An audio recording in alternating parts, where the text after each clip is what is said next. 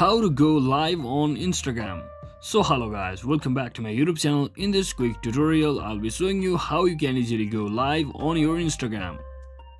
So first thing, just head over to your Instagram application and make sure you are logged into your account. So all you have to do is just click on this plus icon at the bottom of your screen right next to search bar or search icon. So once you tap on it, you will be seeing this option called camera.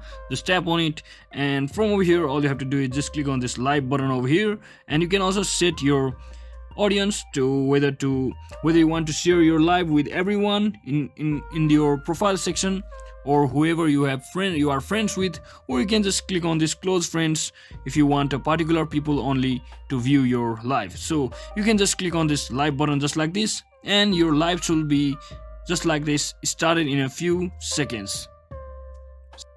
You'll be getting a confirm message just like this saying it's live. And that is it for today guys. I hope this video was helpful. If it was, don't forget to like and subscribe to the channel. See you on the next one.